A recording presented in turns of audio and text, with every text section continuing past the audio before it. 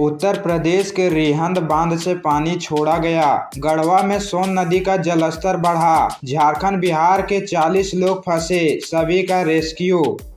उत्तर प्रदेश के सोनभद्र जिले में हुई भारी बारिश के बाद रेणुकूट स्थित रिहंद बांध का पानी रविवार को दोपहर में छोड़ा गया। इस वजह से सोन नदी का जल स्तर बढ़ गया। जल स्तर बढ़ने की वजह से झारखंड की गढ़वा में रात 10 बजे के करीब 40 लोग और तकरीबन 100 मवेशी बाढ़ में बह गए। तेज पानी की धार में फंसने की घटना हरिहरपुर के लोहरगढ़ा और मेहरोनी गाँव के पास की है। जानकारी के मुताबिक शाम 7 बजे तक स्थिति सामान्य थी, फिर धीरे धीरे जल स्तर बढ़ने लगा और रात 9:30 बजे के बाद घरों में घुटना भर पानी जमा हो गया। तीसरी सोमवारी पर देवघर में 9 किलोमीटर लंबी लाइन, 3 लाख कांवरिये करेंगे बाबा बैजनाथ का जलाभिषेक। रात 10 बजे से कतार में लगे श्रद्धालु। सावन की तीसरी सोमवारी पर देवघर के बाबा बैजनाथ मंदिर में कांवरियों की भीड़ थी। 3 लाख से ज्यादा कांवरियों के जलाभिषेक करने का अनुमान था। सुबह 4:03 में मंदिर के पट खुलते ही जलार्पण शुरू हो गया। कांवरियों की 9 किलोमीटर लंबी कतार लगी हुई है। रविवार रात से ही कांवरिये कतार में लगे थे। रात में ही कांवरियों की कतार चमारी तक पहुँच गई थी। शिव भक्तों की गूंज से रूट लाइन गुंजायमान रही। दूसरी सोमवारी को 2,71,000 कांवरियों ने जलार्पण किया था। इस बार अनुमान है कि 3 लाख से ज्यादा कांवरियां जलार्पण करेंगे। 9 जिलों में बारिश का अलर्ट, 3 जिलों में सामान्य से अधिक तो राज्य में 7% कम बारिश। 6-7 अगस्त को ऑरेंज अलर्ट। झारखंड में पिछले एक हफ्ते से हो रही बारिश के बाद कई जिलों में आसमान साफ है, धूप भी निकली है। हालांकि मौसम विभाग ने 9 जिलों में हल्की से मध्यम बारिश की संभावना जताई है। इसके अलावा 6 और 7 अगस्त को राज्य के 8 जिलों में भारी बारिश का ऑरेंज अलर्ट जारी किया है। राज्य में 1 जून से 4 अगस्त तक 549.3 मिमी बारिश होनी चाहिए थी, लेकिन राज्य में अब तक 453.5 मिमी ही बारिश हुई है, जो सामान्य से 7% कम है। हालांकि 3 जिले धनबाद, गढ़वा और पलामू में सामान्य से अधिक बारिश हुई है। सुप्रीम कोर्ट बोला, कोचिंग संस्थान डेथ चैम्बर बन चुके हैं, ये स्टूडेंट्स की जान को खतरे में डाल रहे। केंद्र दिल्ली सरकार को नोटिस। दिल्ली के राऊ IAS कोचिंग के बेसमेंट में चल रही लाइब्रेरी में पानी भरने से 27 जुलाई को 3 स्टूडेंट्स की मौत हो गई थी। सुप्रीम कोर्ट में सोमवार को जस्टिस सूर्यकांत और जस्टिस उज्जवल भुयान ने दिल्ली के कोचिंग सेंटर्स को डेथ चैम्बर्स बताया। बेंच ने कहा, हम कोचिंग सेंटर्स की सुरक्षा को लेकर चिंतित है। कोचिंग सेंटर्स बच्चों की जिंदगी के साथ खेल रहे हैं। कोर्ट ने केंद्र सरकार और दिल्ली के चीफ सेक्रेटरी को नोटिस जारी कर पूछा कि कोचिंग सेंटरों में क्या सेफ्टी के नियम लागू किए गए हैं। कोर्ट ने कहा कि हमारा ये सोचना है कि अगर कोचिंग सेंटर सेफ्टी नॉर्म को पूरा नहीं करते तो इनको ऑनलाइन मोड में पढ़ाई शुरू कर देना चाहिए। फिलहाल हम ये नहीं कर रहे हैं। कोर्ट ने केंद्र, दिल्ली सरकार और MCD को नोटिस जारी कर सुरक्षा की जानकारी मांगी है। केजरीवाल की जमानत पर हाई कोर्ट का फैसला। दिल्ली CM ने CBI की गिरफ्तारी को चुनौती दी। ED केस में पहले ही जमानत मिल चुकी। दिल्ली हाई कोर्ट ने अरविंद केजरीवाल की CBI की गिरफ्तारी को चुनौती देने वाली याचिका और अंतरिम जमानत पर फैसला सुनाया। 29 जुलाई को हुई सुनवाई में कोर्ट ने फैसला सुरक्षित रख लिया था। CBI ने कहा कि केजरीवाल ही दिल्ली शराब नीति केस के असली सूत्रधार हैं। उनकी गिरफ्तारी के बिना मामले की जांच नहीं की जा सकती थी। 1 महीने के भीतर हमने चार्जशीट दाखिल कर दी। CBI ने केजरीवाल को 26 जून को अरेस्ट किया था। वहीं ED ने केजरीवाल को 21 मार्च को गिरफ्तार किया था। हालांकि 12 जुलाई को सुप्रीम कोर्ट ने मनी लॉन्ड्रिंग केस में जमानत दे दी थी, मगर CBI केस के चलते वह जेल में ही है। झारखंड के जमशेदपुर में होगा फ्लावर शो, रंग बिरंगे फूलों से गुलजार होगा गोपाल मैदान।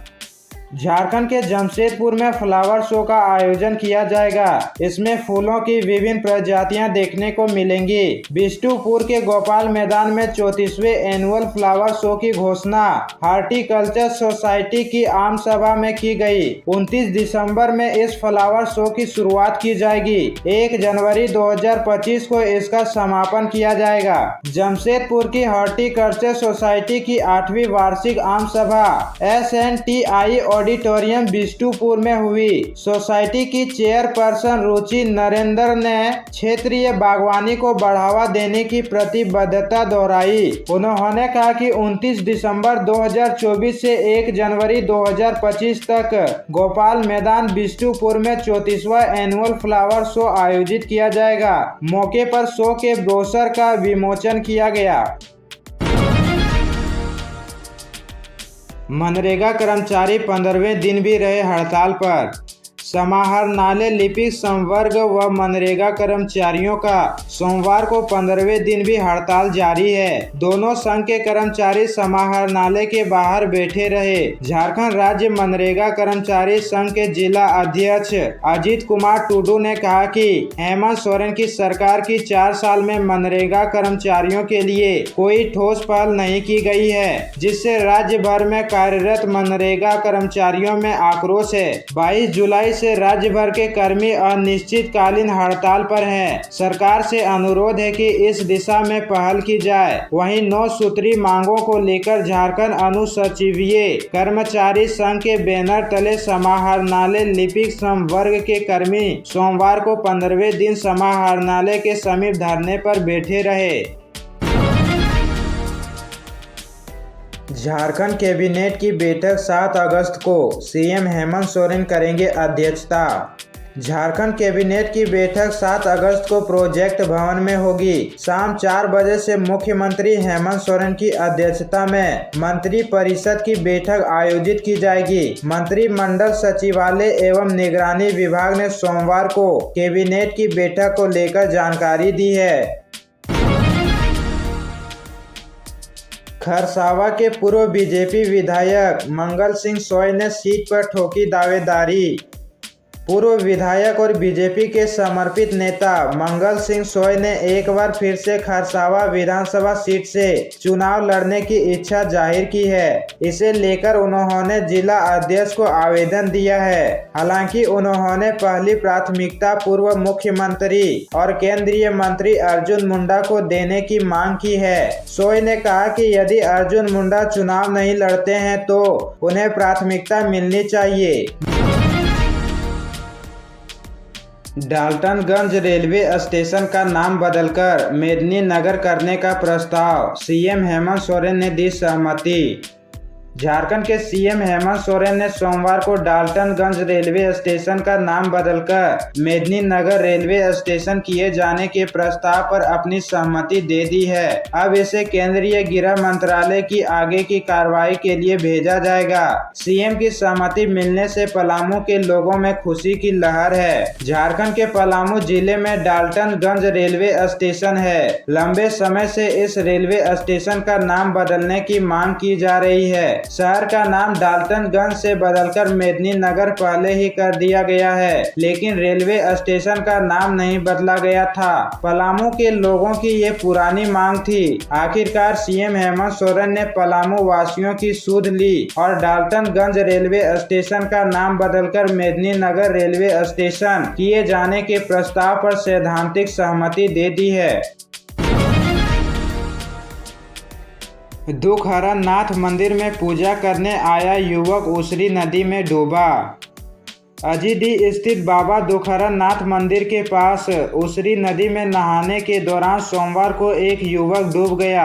नदी में युवक की खोजबीन की जा रही है। स्थानीय गोताखोरों की मदद से युवक को ढूंढा जा रहा है। युवक के पानी में डूबने की खबर मिलने के बाद से परिजनों का रो रो कर बुरा हाल है। पानी में डूबे युवक की पहचान गौतम कुमार के रूप में की गई, जो धनबाद के सिजुआ का रहने वाला है। बताया गया कि दुखहरा नाथ भोलेनाथ मंदिर में पूजा करने के लिए यह अपने परिजनों के साथ धनबाद से आया था। यह पूजा करने के लिए नदी में स्नान करने के लिए गया। नहाने के दौरान पैर फिसलने से यह नदी के गहरे पानी में चला गया। हालांकि युवक ने नदी से बाहर निकलने का पूरा प्रयास किया, लेकिन पानी के तेज बहाव में बह गया। इस घटना के बाद कोहराम मच गया। घटना की सूचना पाकर मुफस्सिल थाना पुलिस मौके पर पहुंची। ग्रामीणों के सहयोग से युवक की तलाश जारी है। इधर प्रशासन के स्तर से गोताखोर को बुलाने की कार्रवाई शुरू कर दी गई। झारखंड का आदिवासी शिवलोक जहां महादेव मंडा बन जाते हैं और अंगारे फूल।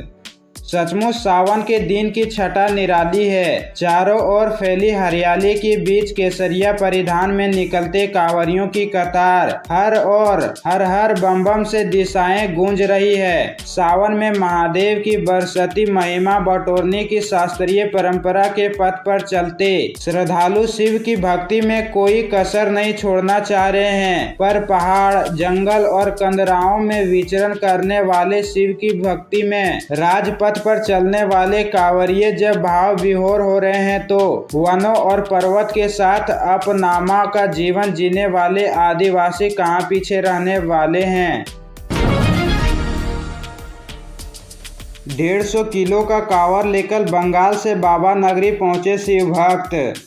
श्रावण मास की तीसरी सोमवारी पर भगवान भोलेनाथ का जलार्पण करने के लिए कांवरियों का सैलाब देवघर में उमड़ पड़ा है। शिव भक्त अपने आराध्य को मनाने के लिए कांवर लेकर आ रहे हैं। कुछ भक्तों के कांवर आकर्षण का केंद्र बने हुए हैं। ऐसा ही कांवरियों का एक जत्था पश्चिम बंगाल से बाबा नगरी पहुंचा है। इस जत्थे के कांवर का वजन 150 किलो बताया जा रहा है। जत्थे में शामिल सभी कांवरियों ने पीले रंग का वस्त्र पहन रखा था। विशाल कांवर को घंटियों व अन्य चीजों से आकर्षक तरीके से सजाया गया है। सभी शिव भक्त बोल बम के नारे लगाते हुए आगे बढ़ रहे हैं। Miss universe India Jharkhand 2024 Jamshedpur की साक्षी किरण बनी विनर। रांची की रिया तिर्की रनर अप। चमचमाती लाइट और तेज म्यूजिक के बीच कैटवॉक करती 18 लड़कियों से पतरातू का लेक रिसोर्ट अलग ही आभा बिखेर रहा था। पहली बार झारखंड में हो रही मिस यूनिवर्स झारखंड 2024 प्रतियोगिता में राज्य के अलग अलग भागों से आई लड़कियां अपनी खूबसूरती से सबको चकित कर रही थी। 10 अलग अलग स्पर्धाओं में सभी लड़कियों ने भाग लिया और ब्यूटी विद ब्रेन के तहत जजों के पूछे सवालों का जवाब देकर दिखाया कि वे खूबसूरत होने के साथ नॉलेजेबल भी हैं। मुख्य अतिथि के रूप में सुदेश महतो की पत्नी नेहा महतो कार्यक्रम में मौजूद रही। हिंसा के बाद बांग्लादेशी पीएम हसीना का इस्तीफा, देश छोड़ा। गाजियाबाद के हिडन एयरबेस पर लैंड हुआ उनका विमान। पीएम आवास में घुसे प्रदर्शनकारी। बांग्लादेश में 2 महीने से चल रहे आरक्षण विरोधी छात्र आंदोलन के बाद प्रधानमंत्री शेख हसीना ने सोमवार 5 अगस्त को पद से इस्तीफा दे दिया। हिंसक माहौल के चलते शेख हसीना को देश छोड़कर भागना पड़ा। वे सेना के विमान से रवाना हुई। खबरों के मुताबिक उनकी बहन रेहाना भी साथ है। वे बंगाल के रास्ते दिल्ली पहुंच गई है। मीडिया रिपोर्ट्स के मुताबिक उनका विमान गाजियाबाद के हिडन एयरबेस पर उतर गया है। उसके बाद वे लंदन, फिनलैंड या दूसरे देश जा सकती है। बांग्लादेश के सेना प्रमुख ने कहा, हम अंतरिम सरकार बनाएंगे, देश को अब हम संभालेंगे। आंदोलन में जिन लोगों की हत्या की गई है उन्हें इंसाफ दिलाया जाएगा।